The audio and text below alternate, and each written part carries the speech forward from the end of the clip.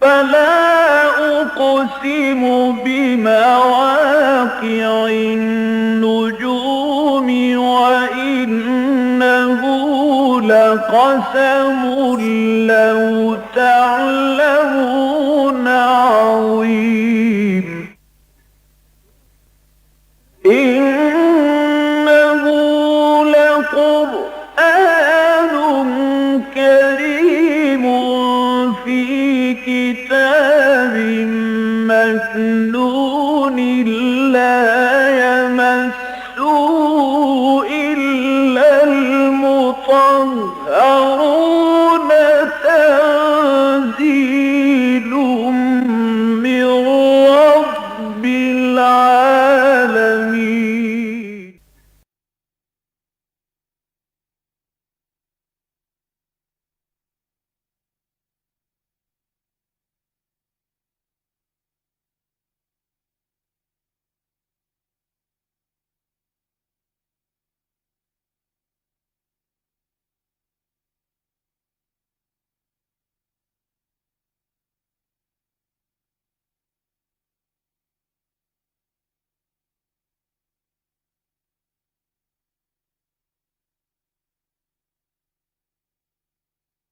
اما بعد فقد قال اللہ تبارک و تعالی کما ورد فی بدء سورۃ النساء اعوذ باللہ من الشیطان الرجیم بسم اللہ الرحمن الرحیم یا ایھا الناس اتقوا ربکم الذی خلقکم من نفس واحدۃ وخلق منها زوجها وبث منہما رجالا کثیرا ونساء واتقوا اللہ الذی تساءلون به والارحام ان اللہ کان علیکم رقیبا صدق اللہ العظیم رب اشرح لی صدری ویسر لی امری واحلل عقدۃ من لسانی یفقہوا قولی اللہم ربنا الہمنا رشدنا واعذنا من شرور انفسنا اللہم ارنا الحق حقا وارزقنا اتباعہ وارنا الباطل باطلا وارزقنا اجتنابہ اللہم ارحمنا بالقرآن العظیم اللہم اجعلہ لنا اماما ونورا وہدا ورحمہ اللہم ذکرنا منہ ما نسینا وعلمنا منہ ما جہلنا وارزقنا تلاوتہ آناء اللیل وآناء النہار واجعلہ لنا حجتا یا رب العالمین آمین۔ اس سے پہلے ہم دو صورتیں مکمل پڑھ چکے ہیں، سورہ بقرہ، سورہ آل عمران، اور جیسا کہ بار بار بات واضح ہو چکی ہے وہ دونوں ایک حسین جوڑے کی شکل میں ہیں۔ اس کے بعد مصحف میں جو دو صورتیں آ رہی ہیں، یہ سورہ نساء جس کا ہم آغاز کر رہے ہیں اور اس کے بعد جو آئے گی سورہ مائدہ، یہ بھی ایک جوڑے کی شکل میں ہے۔ چنانچہ ایک سطحی سی مشابہت تو آپ یہ دیکھیے کہ جبکہ سورہ بقرہ اور سورہ آل عمران دونوں شروع ہوئی حروف مقطعات الف لام میم سے، وہاں یہ صورتیں بغیر کسی حروف مقطعات کے، بغیر کسی تمہید کے، ان دونوں صورتوں میں قرآن مجید کی عظمت کا بیان آیا ہے حروف مقطعات کے فوراً بعد، ھدی للمتقین۔ اسی طریقے سے سورہ آل عمران میں یہاں اس کا کوئی ذکر نہیں ہے، یہاں بھی براہ راست بات شروع ہو رہی ہے یا ایھا الناس اتقوا ربکم، اور سورہ مائدہ میں بھی براہ راست یا ایھا الذین آمنوا اوفوا بالعقود، براہ راست گفتگو شروع ہو رہی ہے۔ سورہ بقرہ اور سورہ آل عمران کے اختتام پر نہایت جامع دعائیں ہیں، لیکن ان دونوں صورتوں کے اندر کوئی ایسی شے موجود نہیں ہے، تو یہ اپنی جگہ پر مشابہ ہیں ایک دوسرے کے، اور وہ اپنی جگہ پر مشابہ ہیں ایک دوسرے کے۔ یہ جو سورہ مبارکہ ہے یہ خاص طور پر انسانی زندگی کے اس پہلو سے بحث کر رہی ہے کہ جہاں سے تمدن کا آغاز ہوتا ہے۔ تمدن کی بنیادی سطح ہے معاشرہ، اور اس سے پھر بلندتر سطح ہوتی ریاست۔ آرگنائزڈ سوسائٹی کا نام ریاست ہے۔ تو جو پہلی منزل ہے تمدن کی یعنی معاشرہ، وہ بنیادی مضمون ہے اس سورہ مبارکہ کا، اور جو آخری منزل ہے یعنی ریاست، وہ بنیادی مضمون ہے سورہ مائدہ کا۔ اس سورہ مبارکہ میں خاص طور پر آپ دیکھیں گے کہ خطاب کا رخ جو ہے وہ تین طبقات کی طرف ہے، جبکہ ہم نے پہلے دیکھا تھا سورہ آل عمران اور سورہ نساء، سورہ بقرہ میں کہ صرف دو مخاطبین تھے، یا مسلمان موجودہ امت مسلمہ یا سابقہ امت مسلمہ یعنی اہل کتاب یہود اور نصارہ، یہاں آپ کو 3 ملیں گے۔ اہل ایمان سے بھی خطاب ہے، 55 آیات تقریباً وہ ہیں کہ جن میں خطاب مسلمانوں سے ہے، اور اس میں ظاہر بات ہے کہ احکام دیے گئے معاشرتی احکام، معاشرت سے متعلق بنیادی ہدایات اور احکام پر مشتمل 55 آیات ہیں۔ دوسرے اس میں خطاب ہے بہت مختصر، اور وہ ہے اہل کتاب سے، وہ 37 آیات آپ کو ملیں گی اس میں، اور لیکن سب سے زیادہ کثیر جو یہاں پر خطاب ہوا ہے، سب سے زیادہ نمایاں اور مفصل، وہ منافقین سے ہے۔ اگرچہ اس میں فرق یہ رہتا ہے، سامنے رکھنا چاہیے اس کو ہمیشہ ملحوظ، کہ جب منافقین سے خطاب ہوتا ہے تو یا ایھا الذین نافقوا کے الفاظ کبھی آپ کو قرآن میں نہیں ملیں گے، اے منافقوں کہہ کے خطاب نہیں کیا جاتا، یا ایھا الذین آمنوا، اس لیے کہ وہ بھی ایمان کے مدعی تھے، قانوناً مسلمان تھے، قانونی مومن تھے، لیکن دیکھنا پڑتا ہے کہ یہاں پر جو اصل رخ ہے وہ مومنین صادقین کی طرف ہے یا منافقین کی طرف ہے۔ تو سب سے بڑا حصہ اس کا جو ہے 84 آیات پر مشتمل، یوں سمجھیے کہ تقریباً نصف صورت جو ہے وہ نفاق کے موضوع سے بحث کرتی ہے، اس میں خطاب کا رخ جو ہے منافقین کی طرف ہے۔ آج ہم اس کی صرف پہلی آیت پڑھ رہے ہیں، اور یہ پہلی آیت جو ہے قرآن مجید کی بہت اہم، بنیادی اور جامع ترین آیات میں سے ہے۔ یا ایھا الناس خطاب ہو رہا ہے، یا ایھا الناس اے لوگو۔ اگلی صورت یا ایھا الذین آمنوا سے شروع ہوگی۔ جہاں تک انسانی معاشرے کا تعلق ہے، ظاہر بات ہے کہ اس میں صرف اہل ایمان نہیں ہوتے، اہل کفر بھی ہے، مشرکین بھی ہے، وہ سب کے سب انسانی معاشرے میں شامل ہیں۔ معاشرتی سطح پر ان کے ساتھ بھی کوئی نہ کوئی تعلقات ہوں گے، کچھ نہ کچھ ان کے ساتھ ضوابط ہوں گے، لہذا یہاں گفتگو جو ہے براڈر بیس سے ہو رہی ہے، یا ایھا الناس۔ جبکہ اسلامی ریاست جب بنتی ہے، اسلامی ریاست کا جو شریک ہوتا ہے، جو پورا مکمل شہری، مستقل اور مکمل شہری جو ہے، complete citizen, full citizen of Islamic state, وہ صرف مسلمان ہوتا ہے، لہذا وہاں پر آپ کو خطاب ملے گا یا ایھا الذین آمنوا سے۔ تو یا ایھا الناس اتقوا ربکم، اے لوگو، اے بنی نوع انسان، اپنے رب کا تقوی اختیار کرو۔ کہ تقوی کے بارے میں عام تاثر یہ ہے کہ یہ ایک منفی کانسیپٹ ہے۔ ویسے تو یہ کہ ہمارے ہاں جو غلط تراجم کر دیے گئے، اس نے تو اس کو بہت ہی زیادہ تقویت پہنچا دی ہے اس تصور کو کہ یہ منفی کانسیپٹ ہے، ترجمہ ڈر کر دیا جاتا، ڈرو اللہ سے، ڈرو اپنے رب سے، حالانکہ یہ بھونڈا ترجمہ ہے۔ اسے میں یہ تو نہیں کہوں گا کہ غلط ترجمہ ہے، لیکن بھونڈا ترجمہ ضرور ہے، اس لیے کہ تقوی کے معنی خوف نہیں ہے۔ خوف خود عربی زبان کا لفظ ہے، تو ظاہر بات ہے کہ ایک زبان کے 2 الفاظ جو ہیں بالکل ہم معنی نہیں ہوتے۔ تقوی کا مفہوم اصل میں بچنا، وقا یقی یہ ہے کسی کو بچا دینا۔ ہم دعا مانگتے ہیں جو سب سے زیادہ عام دعا ہے، سب کو یاد ہے، وقنا عذاب النار، اے پروردگار ہمیں آگ کے عذاب سے بچا دے۔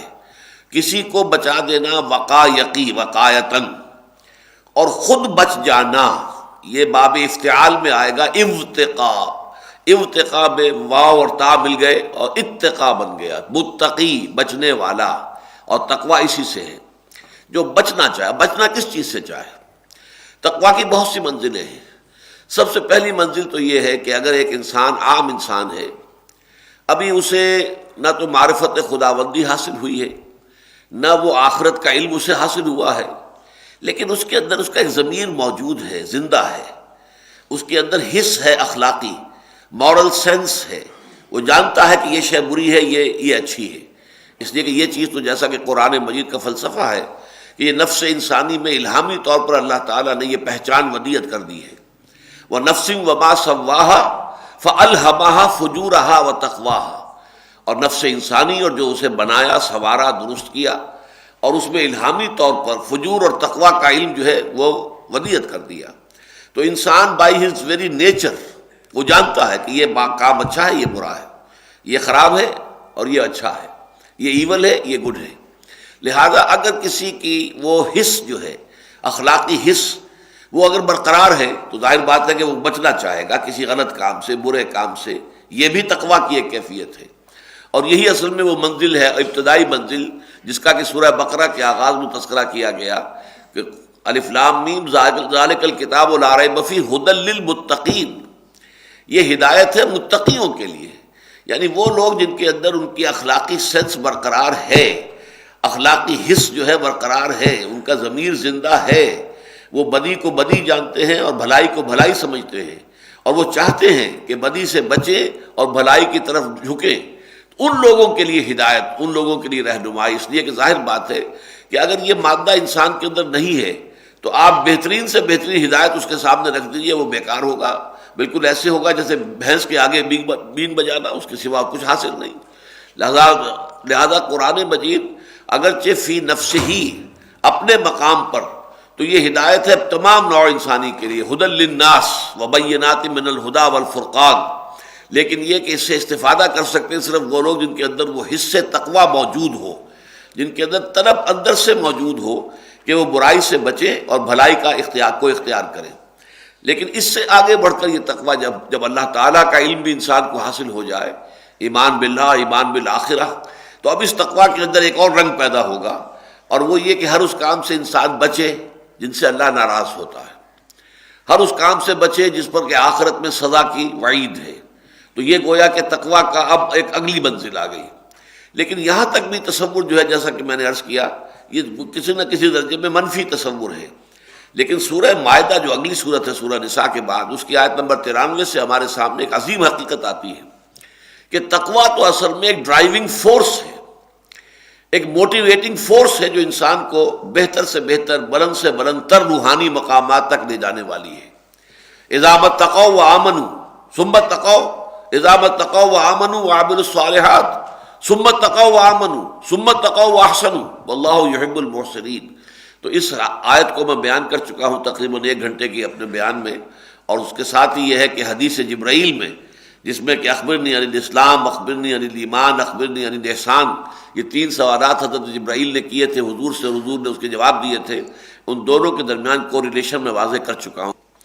تو یا ایھا الناس اتقوا ربکم، اب یہاں پہ اصل بات کیا ہے کہ انسانی معاشرت کے اندر ظاہر بات ہے کہ سب سے زیادہ جس شے کی ضرورت ہے وہ تقویٰ ہے، اس لیے کہ سب سے پہلے افراد کو بچنا ہے برائی سے، اور پھر معاشرے کو بچانا ہے برائی سے۔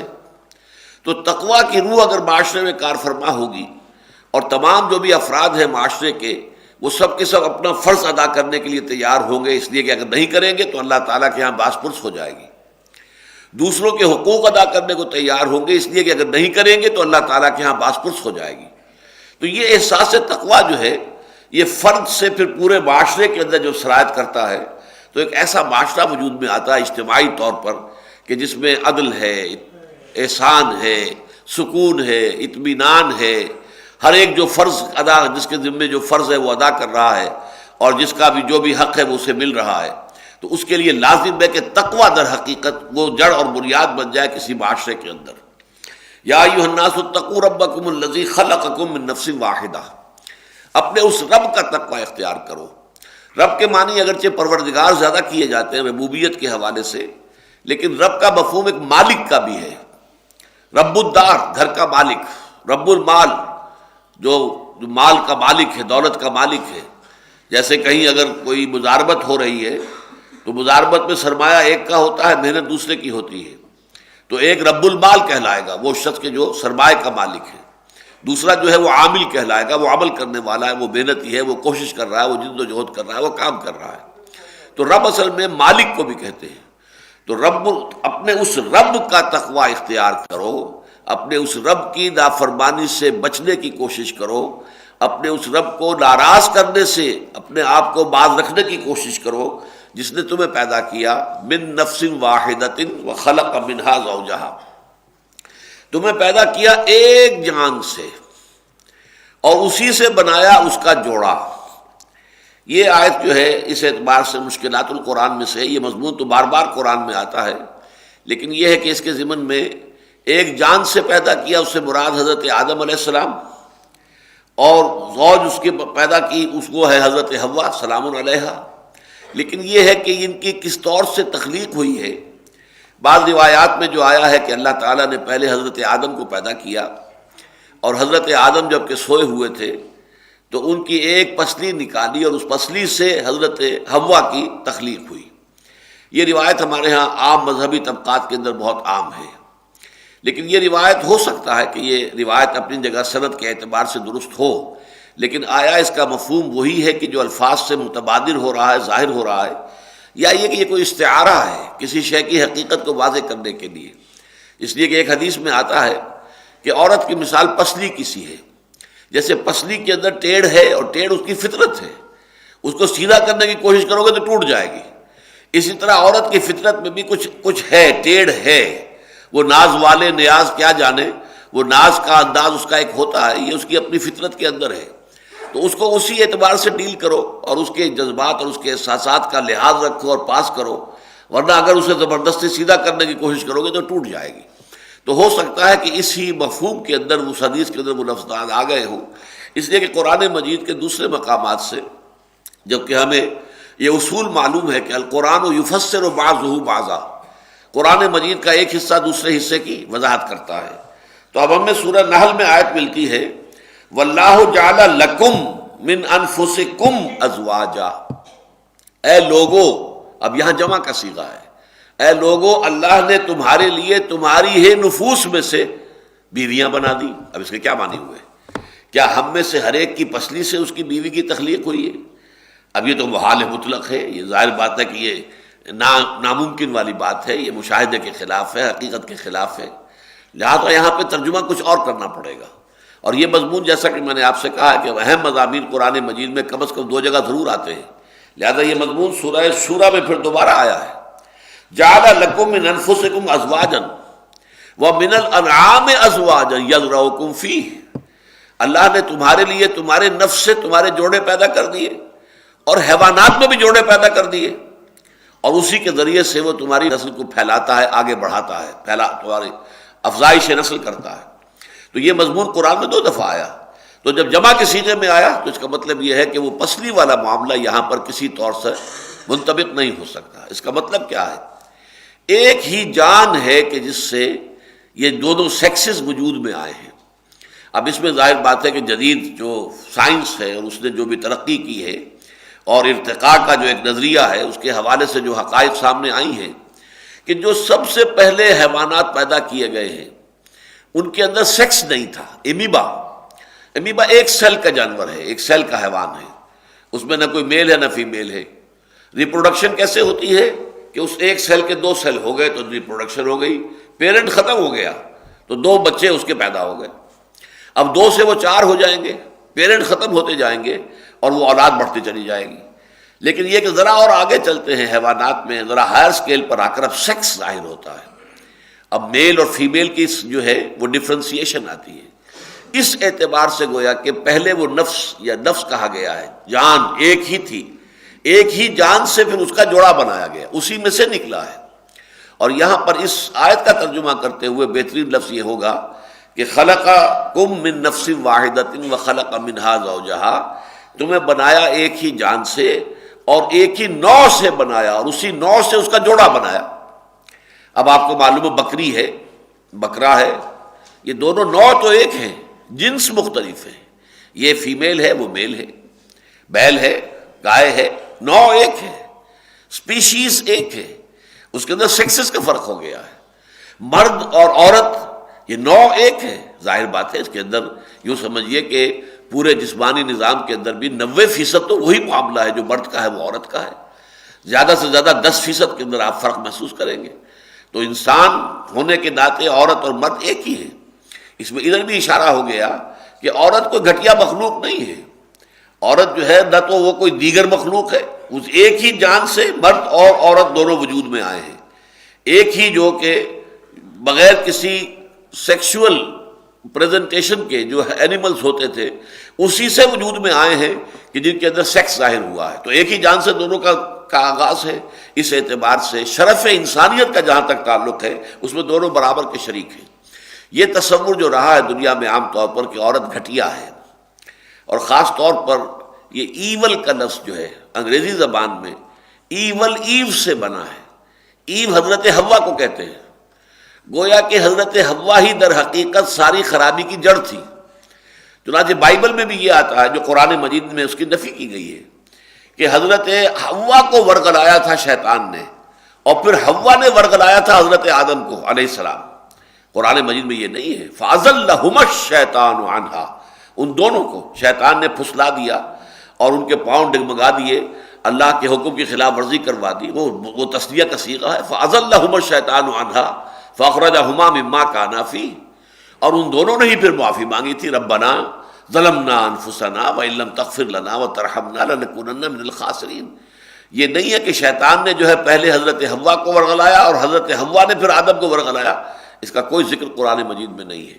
اور اس طریقے سے قرآن مجید تورات میں جو غلط تصورات شامل ہو گئے ان کی نفی کر دیتا ہے، ان کی کاٹ چھانٹ کر دیتا ہے کہ وہ سارے تصورات غلط ہو جاتے ہیں۔ جس طریقے سے کہ تورات اس تصور سے خالی ہے کہ حضرت آدم سے اور حضرت حوا سے جو خطا ہو گئی، جو غلطی ہو گئی، اس پر انہوں نے معافی مانگی، اللہ نے معاف کر دیا۔ فتلقى آدم من ربہ کلمات فتاب علیہ، اللہ نے ان کی توبہ قبول فرما لی۔ اب اس کا ذکر تورات میں نہیں ہے۔ بک آف جینیسس جو ہے اس ذکر سے خالی ہے۔ اس کا نتیجہ کیا نکلا؟ کتنا بڑا نتیجہ نکلا کہ یہ تصور ان کے ہاں عام ہو گیا کہ نسل آدم کا ہر بچہ جو پیدا ہوتا ہے وہ اپنے جد امجد آدم کے گناہ کا اثر لے کر پیدا ہوتا ہے، وہ پیدائشی طور پر گناہ گار ہے، گناہ کی گٹھڑی لے کر دنیا میں آتا ہے، جبکہ اسلام یہ کہتا ہے کہ نہیں، قطعاً نہیں۔ کل مولود یولد علی الفطرہ فابواہ یہودانہ او یمجسانہ او ینصرانہ او کما قال صلی اللہ علیہ وسلم، ہر بچہ جو ہے نسل آدم کا وہ فطرت اسلام پر پیدا ہوتا ہے۔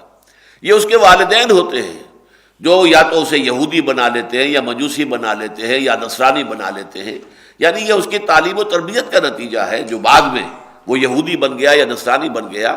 لیکن ہر بچہ جو آتا ہے کلین سلیٹ لے کر آتا ہے، وہ فطرت لے کر آتا ہے، فطرت اللہ التی فطر الناس علیہا، یہ تو فطرت اللہ ہے جو وہ لے کر آتا ہے، جس پر کہ اللہ نے انسانوں کو پیدا کیا ہے۔ تو اب دیکھیے زمین و آسمان کا فرق ہو رہا ہے۔ کہاں یہ کہ عورت کو مجسم برائی کہا گیا، اسی لیے روحانی دنیا کے اندر یہ سمجھا گیا کہ لازم ہے کہ عورت سے انسان دور رہے، شادی بیاہ کا کوئی تصور نہیں، راہب ہو، راہبائیں ہوں، سادھو ہوں، بھکشو ہوں، وہ شادی وادی نہ کریں، عورت کے قریب نہ جائیں۔ عورت تو مجسم برائی ہے، ایول ہے، مجسم برائی ہے، لہذا اس سے بچ کر رہنا ضروری ہے۔ یہ تصور بڑا ہی یوں سمجھیے کہ اینٹی سوشل تصور ہے، یہ تمدن کی جڑ کاٹ دینے والا تصور ہے، جبکہ اسلام کہتا ہے نہیں، در حقیقت یہ ایک ہی جان سے دونوں وجود میں آئے ہیں۔ ڈفرینسیشن آف سیکسز جو ہوئی ہے، لیکن شروع میں کوئی ڈفرینسیشن نہیں تھی، وہ ایک ہی جان سے پیدا کیا اور اسی کی نوع سے اس کا جوڑا بنایا۔ خلقکم من نفس واحدۃ وخلق منها زوجها وبث منهما رجالا کثیرا ونساء۔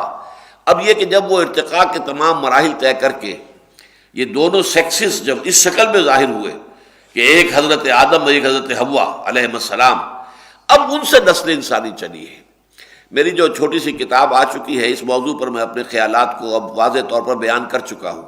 اس سے پہلے میں ذرا اس میں تھوڑا بہت احتیاط کیا کرتا تھا کہ ہمارے عام جو مذہبی تصورات ہیں بعض چیزیں اس میں اس سے ٹکراتی ہیں، لیکن اب میں نے، ظاہر بات ہے کہ عمر کی آخری سٹیج ہے، میں چاہتا ہوں کہ جو بھی کچھ جن جن چیزوں پر اللہ تعالیٰ نے مجھے انشراح صدر عطا فرمایا ہے میں اس کو بیان کر دوں۔ لہذا وہ ایجاد و ابداع عالم جو میری کتاب ہے، یہ دنیا کیسے پیدا ہوئی ہے، theories of the creation of universe, اس وقت جو ہے بہت بڑا موضوع ہے سائنس کا، فزکس کا۔ پھر یہ کہ انسان کیسے پیدا ہوا ہے، یہ بہت بڑا موضوع ہے کہ جو کہ بایولوجی کا ہے۔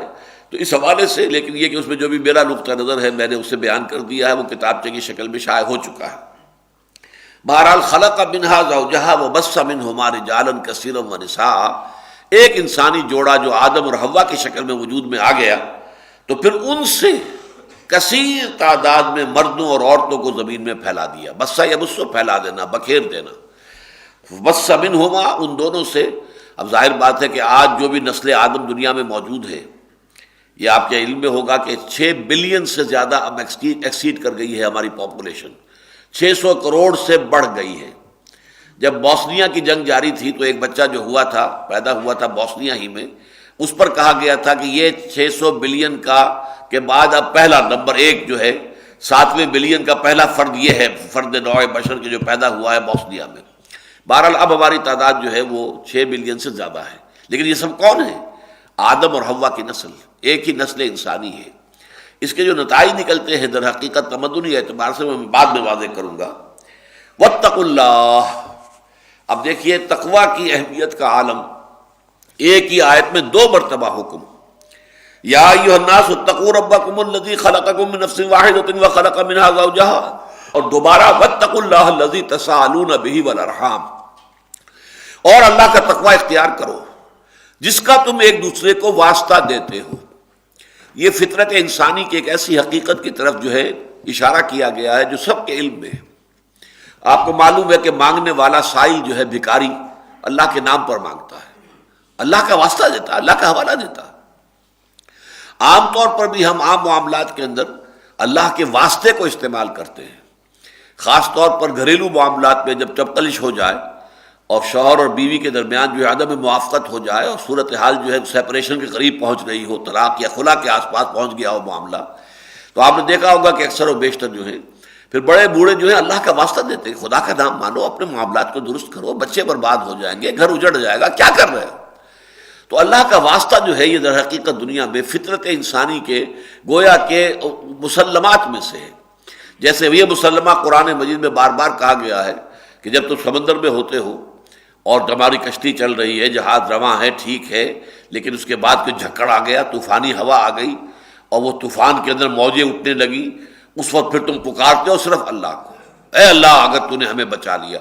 اس وقت تمہارے معبود جو ہیں، جھوٹے معبود، من گھڑت جو معبود تمہارے ہیں، ان میں سے کسی کو تم نہیں پکارتے، کوئی لات کو، عزا کو، بنات کو نہیں پکارتے، اے اللہ اگر بچا لے گا ہمیں تو ہم پھر پوری زندگی سیدھے راستے پر چلیں گے۔ تم عہد کرتے ہو اللہ سے، لیکن پھر جب اللہ تمہیں بچا کر لے آتا ہے خشکی پر، پھر تم بھول جاتے ہو کہ تم نے اللہ سے کیا وعدہ کیا تھا۔ یہ بات قرآن مجید میں بار بار آئی ہے۔ تو جس طرح فطرت کے مسلمات میں سے یہ ہے، بدیہیات میں سے یہ ہے کہ جب انسان انتہائی تکلیف میں ہوتا ہے تو اللہ ہی کو پکارتا ہے، اسی طریقے سے جب بھی کہیں بے بس ہو کر کسی کو واسطہ دینے کی بات جو ہے اگر آئے گی تو وہاں ظاہر بات ہے کہ اللہ ہی کا واسطہ ہوگا۔ تساءلون بہ، جس کے حوالے سے تم ایک دوسرے سے اپیل کرتے ہو، ایک دوسرے سے سوال کرتے ہو، ایک دوسرے سے مانگتے ہو۔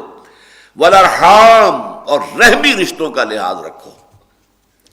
یہ جو ہے بہت اہم موضوع ہے قرآن مجید کا، اس لیے کہ اللہ تعالیٰ کے تقوی کے ساتھ ہی رحمی رشتوں کا لحاظ رکھنا، تعلق رحمی، رحم۔ اب یہ دیکھیے، اس کے لیے میں حدیث قدسی بھی آپ کو سنانے والا ہوں کہ لفظ رحمت سے رحم ہے۔ رحم کیا ہے؟ بچے دانی، ماں کے جسم میں وہ عضو ہے جس میں کہ بچہ پروان چڑھتا ہے، بچہ جو ہے جنین جو ہے اس کے اندر پرورش پاتا ہے، وہ بچے دانی جو ہے وہ رحم ہے۔ رحمت، رحیم، رحمان، اسی سے مشتق ہے لفظ کے جو اس کے لیے نام اللہ تعالیٰ نے رکھا ہے۔ اس کے اندر اتنی شدید رحمت ہے، ظاہر بات ہے ماں کی مامتا اور ماں کی رحمت اور ماں کی محبت سے بڑھ کر تو دنیا میں کسی اور رحمت کا اور کسی اور محبت کا، کسی اور جو ہے کسی طرح کے قلبی تعلق کا کوئی تصور ممکن ہی نہیں ہے، جس قدر اس میں جوش و خروش ہوتا ہے۔ تو یہ رحم جو ہے اس کے حوالے سے، اس رحم مادر پر بھائی اور بہنیں آپس میں جڑ جاتے ہیں۔ تو قطع رحمی اور صلہ رحمی، یہ دو چیزیں ایک دوسرے کے مقابل آ جائیں گی، رحمی رشتوں کو کاٹنا اور رحمی رشتوں کو جوڑنا۔ صلہ رحمی بہت بڑی نیکی ہے، بہت بڑی نیکی ہے، بہت بڑی نیکی ہے، اور قطع رحمی بہت بڑا گناہ ہے، بہت بڑا گناہ ہے، بہت بڑا گناہ ہے۔ اور اس میں اب آپ دیکھیے تمدنی اعتبار سے، جیسا کہ میں نے عرض کیا تھا کہ یہ مسائل جو ہیں بڑی بنیادی چیزیں ہیں کہ ایک ماں کے رحم پر بھائی بہن یہ جڑ گئے، دادی کے رحم پر جا کر ایک زیادہ وسیع تر سرکل ہے جو جڑ گیا ہے، پردادی کے رحم پر جا کر ایک اور وسیع تر سرکل ہے جو جڑ گیا ہے، اور حوا کے رحم پر جا کر پوری نوع انسانی جڑ گئی ہے ایک رشتہ اخوت کے اندر۔ سب کے درمیان ایک بھائی چارہ ہے، اس لیے کہ بہرحال کوئی کالا ہو، کوئی پیلا ہو، کوئی سفید ہو، کوئی لال ہو، کوئی مشرق کا رہنے والا ہو، کوئی مغرب کا رہنے والا ہو، کوئی سی زبان ہے، تو سب حوا کی اولاد، حوا کی نسل، آدم اور حوا کی اولاد۔ حوا ہی کے رحم سے یوں سمجھیے کہ نسل انسانی کا یہ پورا درخت جو ہے یہ پھوٹا ہے، تو کہاں سے؟ رحم حوا سے۔ اس حوالے سے رحمی رشتوں کا لحاظ رکھنا جو ہے یہ در حقیقت معاشرت کے اندر ایک جو ہے خوبصورتی، ایک صلح جوئی کی کیفیت، ایک محبت کی چاشنی، اور نہ صرف عدل بلکہ احسان۔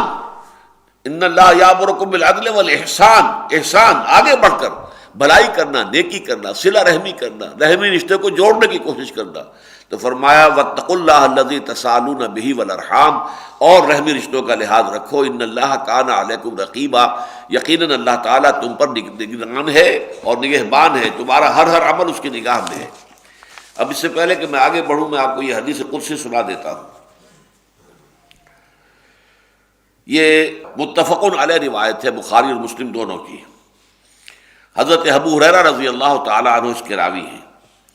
قال قال رسول اللہ صلی اللہ علیہ وسلم ان اللہ تعالی خلق الخلق حتی اذا فرغ منہم، یقیناً اللہ تعالیٰ نے تمام مخلوقات کو پیدا کیا یہاں تک کہ جب اللہ تعالیٰ اپنی اس تخلیق کے عمل سے فارغ ہو گیا، قامت الرحم، تو اب رحم کھڑا ہو گیا، فقالت، اور اس نے یہ کہا، ھذا مقام العائذ بک من القطیعۃ، پروردگار یہ مقام ہے اس ہستی کا کہ جو تیرے پناہ میں آئے قطع رحمی سے۔ اب رحم جو ہے وہ در حقیقت فریاد کر رہا ہے کہ اللہ میں یہاں جو کھڑی ہوں اس وقت یا کھڑا ہوں، میں اس لیے کھڑا ہوں کہ جو مجھے کاٹے اس سے تو مجھے اپنی پناہ میں لے لے، قطع رحمی سے مجھے بچا۔ قال نعم، اور اللہ نے فرمایا کیوں نہیں، ٹھیک ہے تم صحیح کہہ رہی ہو۔ اما ترضین، کیا تو اس پر راضی نہیں ہے، ان اصل من وصل کے، کہ میں جڑوں اس سے جو تجھے جوڑے، وہ اقطع من قطع کے، اور میں کٹ جاؤں اس سے جو تجھے کاٹے۔ اب یہ حدیث قدسی کے الفاظ ہو گئے کہ اللہ تعالیٰ جڑتا ہے کس سے؟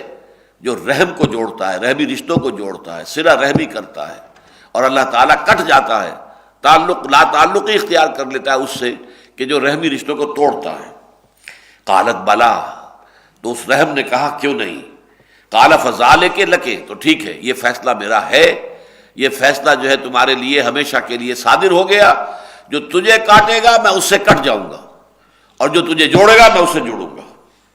ثم قال رسول اللہ صلی اللہ علیہ وسلم، یہ حدیث قدسی بیان فرما کر پھر حضور نے فرمایا، اقرؤوا ان شئتم، اگر تم چاہو تو سورہ محمد صلی اللہ علیہ وسلم کی یہ آیت بھی تلاوت کر لو، فَهَلْ عَصَيْتُمْ إِن تَوَلَّيْتُمْ أَن تَفْسُدُوا فِي الْأَرْضِ وَتُقَطِّعُوا أَرْحَامَكُمْ أُولَٰئِكَ الَّذِينَ لَعَنَهُمُ اللَّهُ فَأَصَمَّهُمْ وَأَعْمَىٰ أَبْصَارَهُمْ، تو کیا اس کا اندیشہ نہیں ہے کہ اگر اسی حالت میں کہ ابھی تمہاری تربیت نہیں ہوئی ہے، تزکیہ نہیں ہوا ہے، تمہاری نیتوں کا بھی کھوٹ پوری طریقے سے باہر نہیں نکلا ہے، اگر کہیں تمہیں حکومت مل جائے، تمہارے ہاتھ میں اختیارات آ جائیں، تو تم زمین میں فساد مچاؤ گے اور رحمی رشتے قطع کرو گے، اور اللہ تعالیٰ جو ہے اس کے نتیجے میں پھر تمہیں اندھا بھی کر دے گا، لعنہم، لعنت بھی کرے گا، فاسمہم، اور ان کو بہرا بھی بنا دے گا، وعما ابصارہم، اور ان کی نگاہوں کو بھی اندھا کر دے گا۔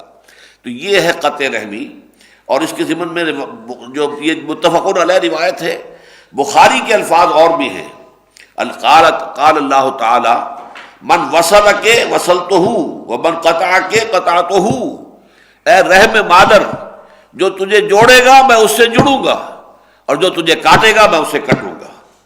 ایک اور حدیث ہے متفق علیہ جو حضرت عائشہ صدیقہ رضی اللہ تعالی عنہ سے مروی ہے، وعن عائشہ رضی اللہ تعالی عنہ قالت قال رسول اللہ صلی اللہ علیہ وسلم الرحم معلقۃ بالعرش، رحم جو ہے وہ عرش سے معلق ہے، لٹکا ہوا ہے۔ تقول، اور وہ یہ کہتا ہے، رحم کہتا ہے، من وصلنی وصلہ اللہ، دیکھو جو مجھے جوڑے گا اللہ اسے جوڑے گا، ومن قطعنی قطعہ اللہ، اور جو مجھے کاٹے گا اللہ اسے کاٹ دے گا۔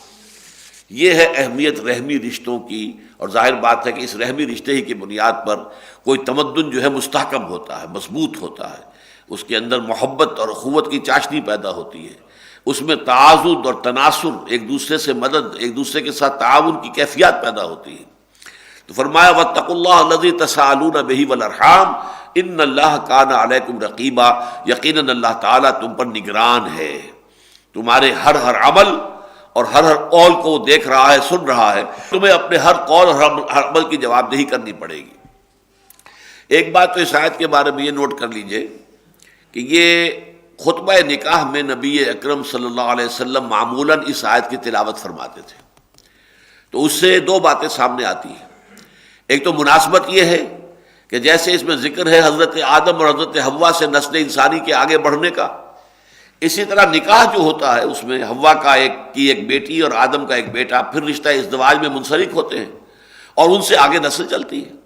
تو مشابہت کی وجہ سے نبی اکرم صلی اللہ علیہ وسلم نے اس آیت کو بھی شامل کیا. کل 4 آیتیں آپ پڑھتے تھے نکاح کے خطبے میں، ان میں سے ایک یہ ہے.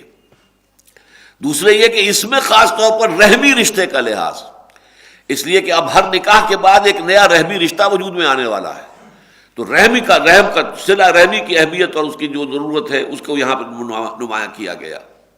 تیسرے یہ کہ معلوم ہوا کہ خانگی زندگی میں سب سے بڑی شے جو درکار اور مطلوب ہے وہ تقویٰ ہے. اس لیے کہ ایک معاملات ہوتے ہیں کہ جو مثلا منڈی کے معاملے ہیں، بازار کے معاملے ہیں، سود کاروبار کا معاملہ ہے، اس میں کوئی معاہدہ ہوا ہے، اس کی کوئی خلاف ورزی کر رہا ہے، آپ کہیں کوئی دہائی دے سکتے ہیں، کہیں جا کر کوئی پنچایت میں، کہیں کوئی پولیس میں کوئی پرچہ ہو، کچھ ہو، کر سکتے ہیں. گھریلو معاملے ایسے ہیں. اب ظاہر بات ہے کہ ایک مرد اور ایک عورت یہ پوری زندگی کے لیے جڑ گئے ہیں آپس میں.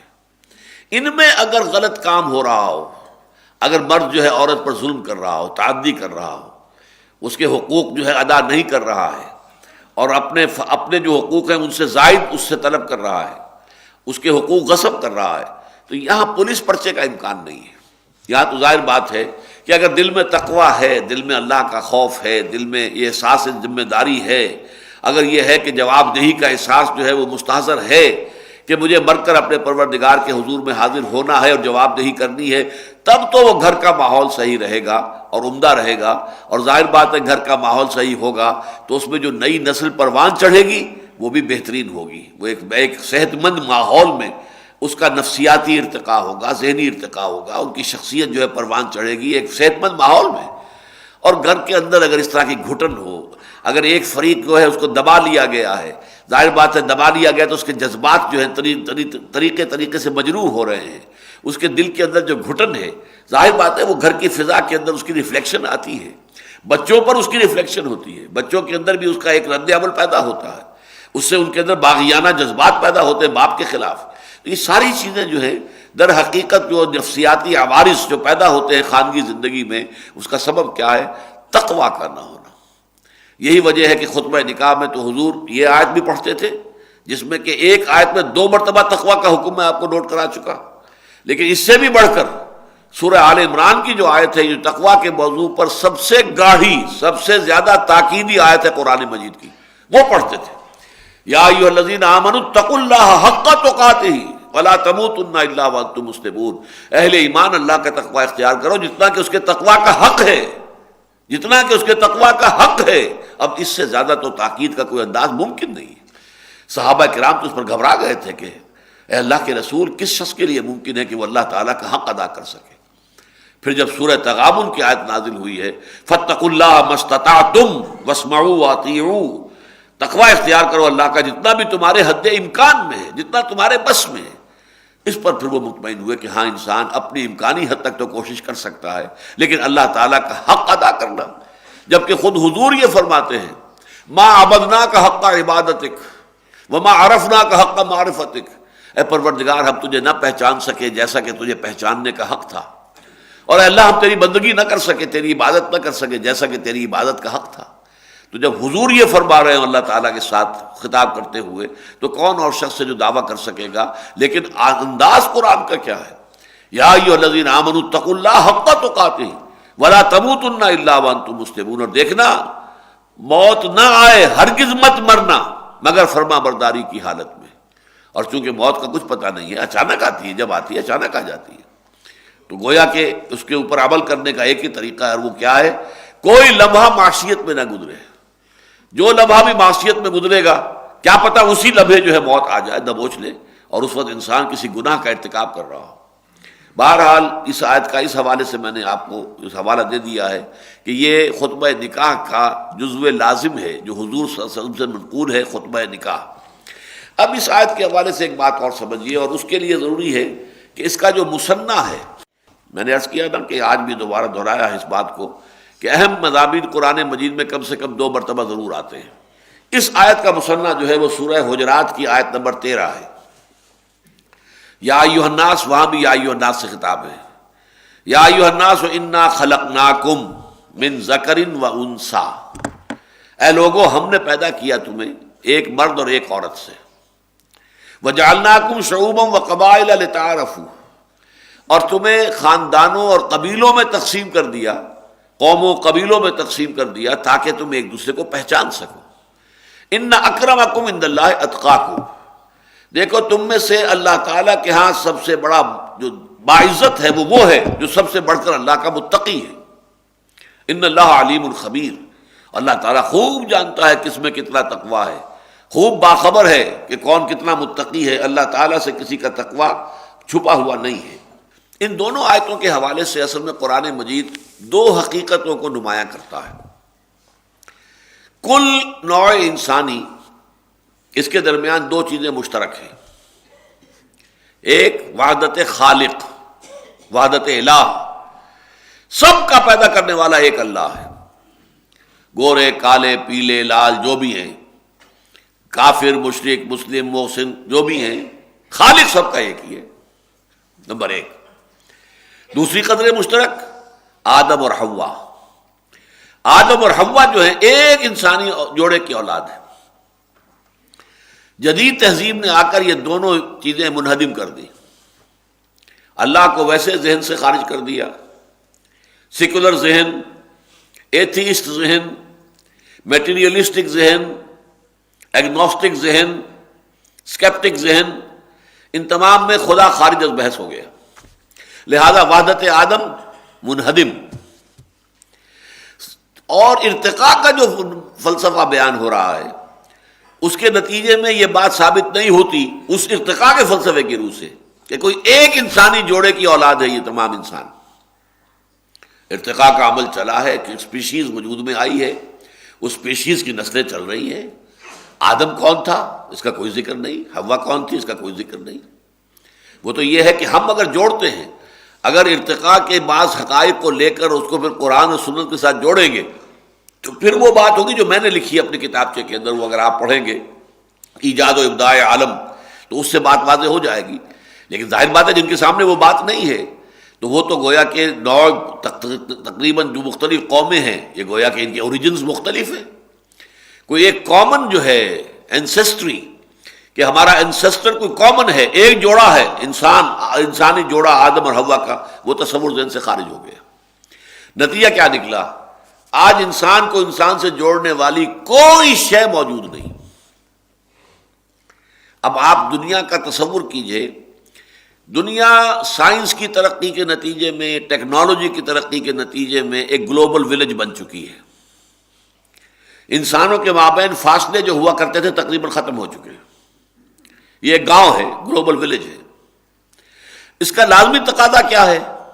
کوئی عالمی ریاست قائم ہو، ورنہ تو یہ ہے کہ یہ آپس میں ٹکرائیں گے، لڑیں گے، بھیڑیں گے، پھر ان کے پاس اب کیسے کیسے ہتھیار ہیں، وہ ایٹمک اور ہائیڈروجن بم تو ایک طرف رہے، اس کے علاوہ بایولوجیکل اور کیمیکل جو بھی ہے ہتھیار، کس قدر خوفناک، کس قدر خطرناک، کتنے بڑے پیمانے پر اس سے تباہیاں نوع انسانی پر آ سکتی ہیں، وہ اب بہت سے لوگ مسلح ہیں اس سے۔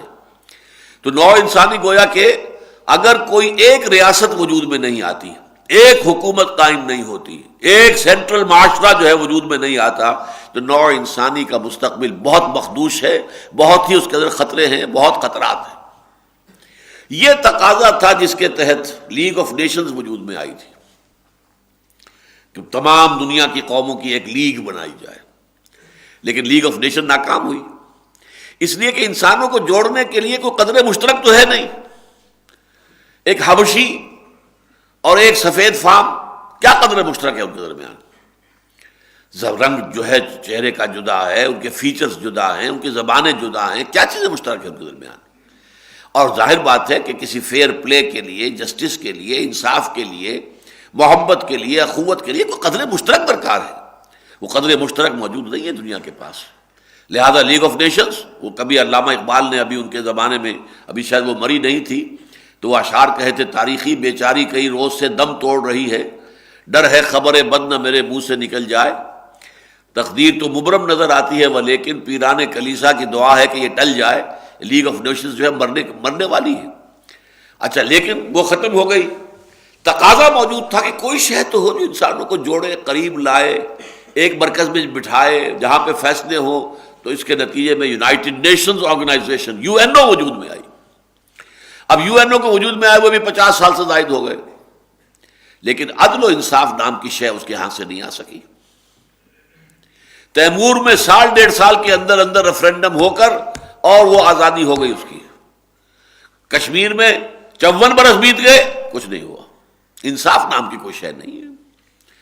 جہاں ان کا اپنا کوئی مفاد ہو، جہاں ان کی اپنی مصلحتیں ہوں، فوراً ایکشن ہو جائے گا، فوراً جو ہے پیس کیپنگ فورس پہنچ جائے گی، فوراً آبزرورز پہنچ جائیں گے.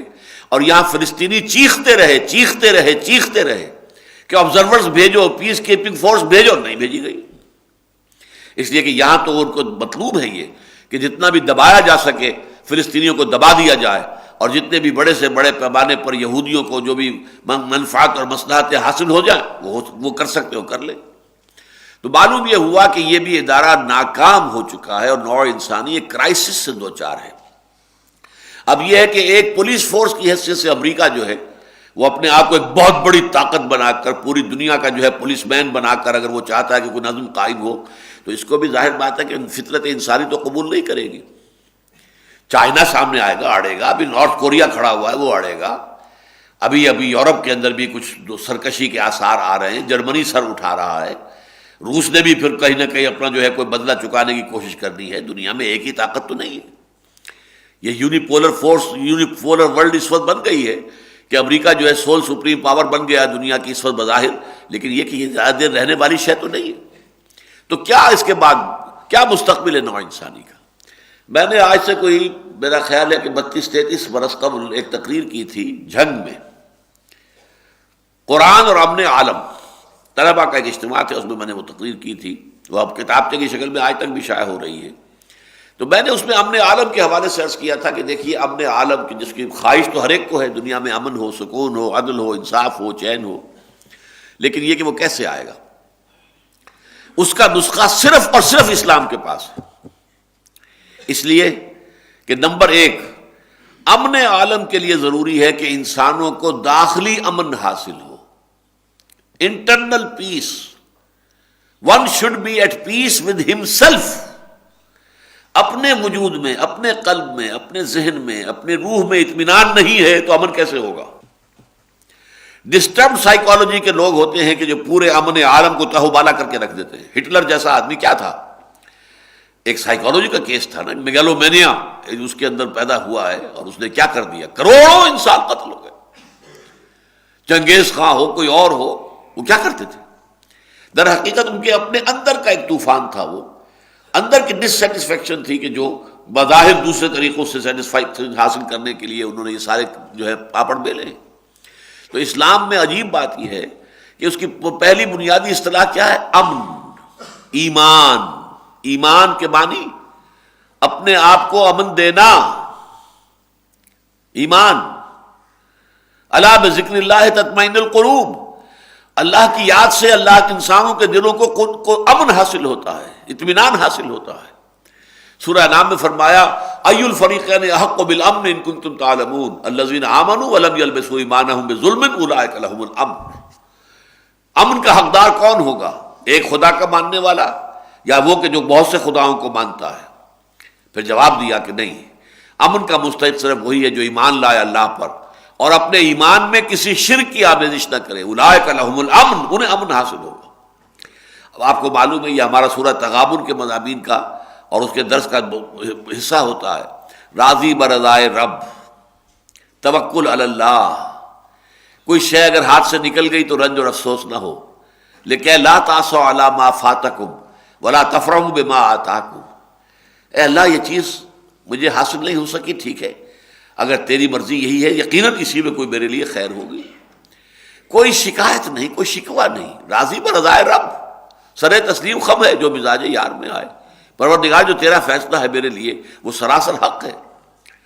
عدل فی قضاؤک، اے اللہ تیرا فیصلہ میرے بارے میں جو بھی ہے عدل پر مبنی ہے. جو بھی ہے بظاہر مجھے فوری طور پر پسند نہ بھی آئے تب بھی وہ عدل پر مبنی ہے یقیناً. عدل فی قضاؤک. حضور کی ایک بڑی عظیم دعا جو ہے اللہم انی عبدک وابن عبدک وابن امتک فی قبضتک ناصیتی بیدک ماض فی حکمک عدل فی قضاؤک. پروردگار میں تیرا ایک بندہ ہوں، میرا باپ بھی تیرا ایک ادنا غلام تھا، میری ماں بھی تیری ایک ادنا کنیز تھی، میں تیرے قبضہ قدرت میں ہوں، میری پیشانی تیرے ہاتھ میں ہے، میرے وجود میں تیرا ہی حکم جاری و ساری ہے، اور میرے بارے میں جو فیصلہ تو کرے وہ عدل ہے، جو فیصلہ کرے. یہ ہے وہ عبدیت کا مقام، اللہ تعالیٰ کے ساتھ رشتہ. جب یہ رشتہ اللہ سے جڑ جاتا ہے تو اب وہ انٹرنل کانفلکٹس نہیں رہتے. وہ جو اندر کی کیفیات ہوتی ہیں، آدمی پیچ و تاب کھا رہا ہے، یہ کیوں ہو گیا، یہ کیسے ہو گیا، یہ نہیں ہونا چاہیے، اس نے کر دیا، اس نے کر دیا، اس نے مجھے نقصان پہنچایا، اس نے مجھے تکلیف پہنچائی. نہیں، جو بھی چیز آ رہی ہے اللہ کے اذن سے آ رہی ہے. چاہے ذریعہ کوئی بن گیا ہے، مجھے کوئی تکلیف پہنچی ہے کسی بھی ذریعے سے پہنچی ہے، لیکن بغیر اذن رب نہیں پہنچی ہے. ٹھیک ہے، قانون کے درجے میں اگر وہ لائق سزا ہے سزا دی جائے، لیکن یہ کہ اس کے خلاف وہ غصہ اور وہ جو ایک انسان کے اندر ہوتی ہے کہ اندر ہی اندر پیچ و تاب انسان کھا رہا ہے، وہ کیفیت نہیں رہے گی. جو اقبال کا شعر میں نے 12 آپ کو سنایا ہے، برو کشید ز پیچا کہ ہست و بود مرا چے اقدہا کے مقام رضا کشود میرا. ہمیں تو اس مقام رضا نے نکال لیا ہے ان تمام چیزوں سے، یہ پیچ و تاب کھانا اور سب اس سے سب نکال لیا. اے اللہ جو تیری مرضی میں اس پر راضی. اچھا، اب اس کے نتیجے میں یہ انٹرنل پیس جو ہے انسان کا، انٹرنل ٹرانکولیٹی، انٹرنل پیس، یہ معاشرے میں سرایت کرتا ہے تو اس کا نام ہے اسلام. دیکھیے الفاظ، اسلام پھر پیس سے ہے، امن سے ہے. اندازہ کیجئے کہ امن کے ساتھ تعلق جو ہے ہمارے دین کا کس قدر گہرا ہے. سب سے اہم بنیادی اصطلاحیں دونوں ہیں، یہ ایمان وہ بھی امن سے ہے. نیا چاند دیکھیے تو دعا مانگیے، اللہم احلہ علینا بالامن والایمان والسلامت والاسلام. اے اللہ اس نئے مہینے کو جو اس چاند کے ساتھ طلوع ہو رہا ہے، اے اللہ ہم پر امن اور ایمان کے ساتھ اور سلامتی اور اسلام کے ساتھ طلوع فرما. سلامتی کا تعلق اسلام کے ساتھ ہے اور امن کا تعلق ایمان کے ساتھ ہے. ایمان ہے تو امن ہے، اندر سکون ہے، اطمینان ہے، اندر کوئی پیچ و تاب نہیں ہے. اور اسلام ہے تو اسلام تو کہتے ہی سے المسلم من سلم المسلمون من لسانہ و یدہ. مسلم ہے ہی وہ کہ جس کے ہاتھ اور زبان سے تمام مسلمان محفوظ رہیں، اس کے ہاتھ سے کسی مسلمان کو غضب نہ پہنچے، اس کی زبان سے کسی مسلمان کو تکلیف نہ پہنچے. کوئی تانا دے دیا ہے، کوئی برا نام لے کر پکار دیا ہے، کوئی استہزاء کر دیا ہے، کوئی تمسخر کر دیا ہے، کوئی بیک بائٹنگ کی ہے، کوئی تہمت لگا دی ہے، اس سے اللہ تعالیٰ بچائے رکھے. المسلم من سلم المسلمون من لسانہ و یدہ. تو در حقیقت اسلام کا جو ظہور ہے وہ کیا ہے؟ معاشرے کے اندر ایک سکون اور اطمینان.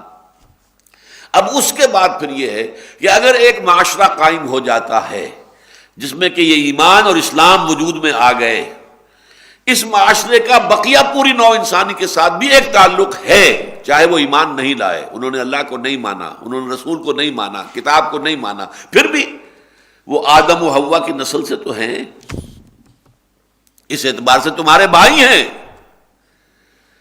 اور وہ اللہ کی مخلوق تو ہیں. اور آپ کو معلوم ہے اللہ کی مخلوق کا کیا تعلق ہے اللہ کی ذات کے ساتھ؟ الخلق عیال اللہ، کل مخلوق اللہ کے کنبے کے مانند ہے، اللہ کے خاندان کے مانند ہے، کنبے کے مانند ہے. لہذا ان کے ساتھ بھی خیر خواہی کا تعلق، بھلائی کا تعلق. ہاں ان میں سے جو لوگ حربی ہو جائیں، ہمارے خلاف جنگ کریں، ان کے خلاف جنگ ہوگی، ان سے دوستی بھی نہیں ہوگی، ان سے کس طرح کے تعلقات نہیں ہوں گے، لیکن جو لوگ ایسے نہ ہوں ان کے ساتھ ان تبروہم وتقسطوا الیہم. سورہ ممتحنہ میں فرمایا گیا کہ اللہ تعالیٰ تمہیں روکتا نہیں ہے کہ کفار میں سے جو لوگ تمہارے خلاف محاذ آرائی نہیں کرتے، تم سے جنگ نہیں کرتے، تمہیں تمہارے گھروں سے نکالنے کے لیے گٹھ جوڑ نہیں کرتے، ان کے بارے میں اللہ نہیں روکتا. ان تبرؤوا الیہم وتقسطوا الیہم، ان تبروہم وتقسطوا الیہم، کہ ان کے ساتھ بھلائی کرو، نیکی کرو، اچھا سلوک اختیار کرو، حسن سلوک ان کے ساتھ اختیار کرو.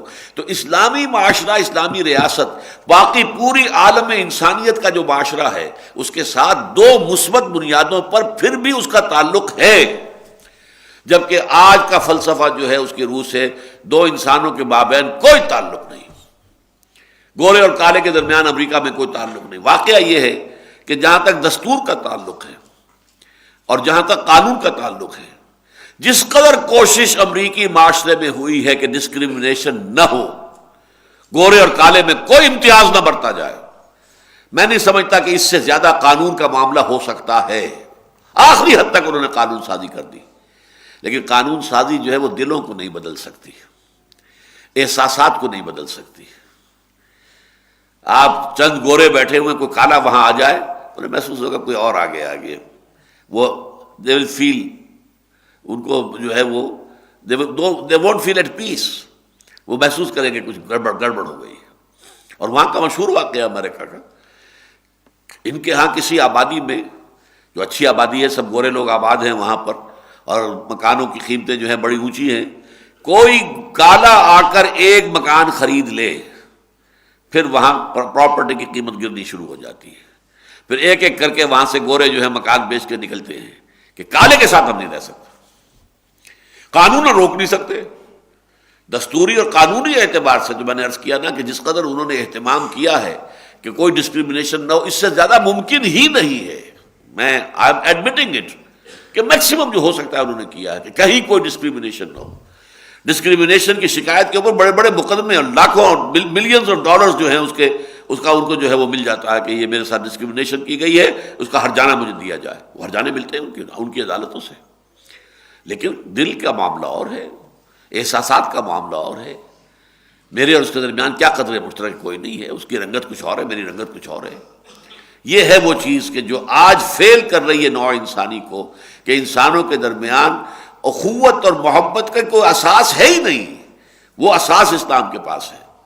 اگرچہ میں نے اس کتاب سے میں فائنل بات جو کہی ہے وہ تو یہ ہے، اور جو میرے اس کتاب سے کا بھی آخری موضوع ہے، ایجاد و ابداع عالم سے لے کر اور عالمی خلافت کے قیام تک، یہ تو ہوگا، اصل تو امن قائم ہوگا اس وقت جب کل روئے ارضی پر ایک ہی ریاست اسلامی قائم ہو جائے گی۔ وہ اسلامی ریاست ہوگی، وہ اسلامی ریاست جو عدل پر مبنی ہے، جو قسط پر مبنی ہے، جو اس اللہ پر ایمان پر مبنی ہے کہ جس کے لیے تمام مخلوقات جو ہے وہ گویا کہ اللہ کے کنبے کے مانند ہے۔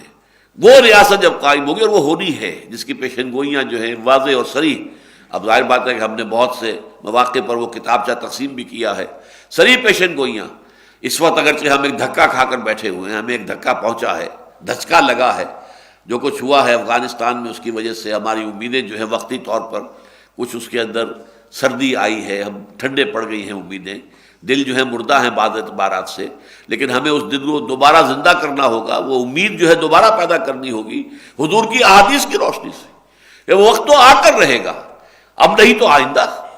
فیض کی نظم ہے، آئی اس زمانے میں تھی جبکہ میں ایک خاص کیفیت سے گزر رہا تھا، لیکن نظم بڑی عجیب تھی۔ یہ فصل امیدوں کی ہمدم اس بار بھی غارت جائے گی، جو امیدیں ہمیں ہو گئی تھی وہ امیدیں جو ہے وہ پوری نہیں ہوئی۔ یہ فصل امیدوں کی ہمدم اس بار بھی غارت جائے گی، سب محنت صبحوں شاموں کی اب کے بھی اکارت جائے گی، دھرتی کے کونوں کھدروں میں پھر اپنے لہو کی کھاد بھرو، پھر مٹی سینچو اشکوں سے، پھر اگلی رت کی فکر کرو، پھر اگلی رت کی فکر کرو، جب پھر ایک بار اجڑنا ہے، ایک فصل پکی تو بھر پایا، تب تک تو یہی کچھ کرنا ہے۔ Try and try again, try and try again, try and try again, ہمارا فرض ہے، ہمیں کرنا ہے، چاہے کوئی سیٹ بیک آ جائے، چاہے کوئی ہمیں دھچکا لگ جائے، کوئی صدمہ پہنچ جائے، کسی وقت جو ہے جیسا کہ آیا تھا ان یمسسکم قرح فقد مس القوم قرح مثلہ، صحابہ کرام کو چرکا لگا تھا، غزوہ احد میں بہت سخت لگا تھا، لیکن اللہ تعالیٰ نے دلجوئی کی کہ مسلمانوں ہمت نہ ہارو، انتم الاعلون ان کنتم مؤمنین، بالآخر تم ہی سب سے اونچے ہوگے، سربلند ہوگے اگر تم مومن ہوئے، اگر مومن رہے، ایمان پر ثابت قدم رہے تو آخری فتح جو ہے وہ تمہیں مل کر رہے گی۔ بہرحال دنیا میں وہ نظام دوبارہ آئے گا، البتہ یہ آیت اور سورہ حجرات کی آیت نمبر 13 یہ اس اعتبار سے بڑی اہمیت کی حامل ہیں کہ اسلامی ریاست اور معاشرے کا تعلق جو بقیہ انسانوں کے ساتھ ہوگا، جو اس کے اندر معاشرتی طور پر شریک نہیں ہے، مسلمان معاشرے میں تو مسلمان ہی ہوگا، اسلامی ریاست کا شہری تو مسلمان ہی ہوگا، لیکن یہ کہ ان کے باوجود کہ وہ ہمارے اس معاشرے کے اندر ہمارے ساتھ شریک نہیں ہے، ہماری ریاست کے مکمل شہری نہیں ہے، پھر بھی ان کے ساتھ یہ دو رشتے ہیں کہ نحن خلقناکم، ہم نے پیدا کیا تم سب کو، یا ایھا الناس انا خلقناکم من ذکر و انثی، ایک مرد اور ایک عورت سے، فرض کیجئے کہ آپ ارتقاء کے نظریے کو مانتے ہوں، لیکن اگر اس کے ساتھ یہ مان لیں کہ ارتقاء کے نتیجے میں ایک فرد وجود میں آیا آدم، اور اس پر اللہ تعالیٰ نے اپنی روح پھونک دی ہے، اس کی نسل ہے جو چل رہی ہے پوری دنیا کے اندر، تو پھر وہ سارے خرابیاں دور ہو جائیں گی کہ جس کی وجہ سے انسان کے درمیان کوئی تعلق نہیں رہا۔ وہی یہاں پر ہے، یا ایھا الناس اتقوا ربکم الذی خلقکم من نفس واحدہ، اے بنی نوع آدم، اپنے اس رب کا تقوی اختیار کرو، اپنے اس مالک اور پروردگار کا تقوی اختیار کرو جس نے تمہیں ایک جان سے پیدا کیا اور اسی جان سے اس کا جوڑا بنا دیا، اسی کے نوع سے اس کا جوڑا بنا دیا۔ وَبَثَّ مِنْهُمَا رِجَالًا كَثِيرًا وَنِسَاءً، اور کثیر تعداد میں مردوں اور عورتوں کو اسی ایک جوڑے سے پھیلا دیا۔ وَاتَّقُوا اللَّهَ الَّذِي تَسَاءَلُونَ بِهِ وَالْأَرْحَامَ، اور اللہ کا تقوی اختیار کرو۔ دیکھو دوبارہ ہم تمہیں تاکید کر رہے ہیں کہ اللہ کا تقوی اختیار کرو، اور اس اللہ کا کہ جس کو تم ایک دوسرے کو واسطہ دیتے ہو۔ والارحام، رحم کا لحاظ رکھو، رحم کا احترام کرو، رحم کا کو جوڑو کاٹو نہیں، صلہ رحمی کرو، قطع رحم نہ کرو۔ ان اللہ کان علیکم رقیبا، یقیناً اللہ تعالیٰ تم پر نگران ہے، تمہارا ہر قول ہر عمل اس کی نگاہ میں ہے۔ بارک اللہ لی ولکم فی القرآن العظیم ونفعنی وإیاکم بالآیات والذکر الحکیم۔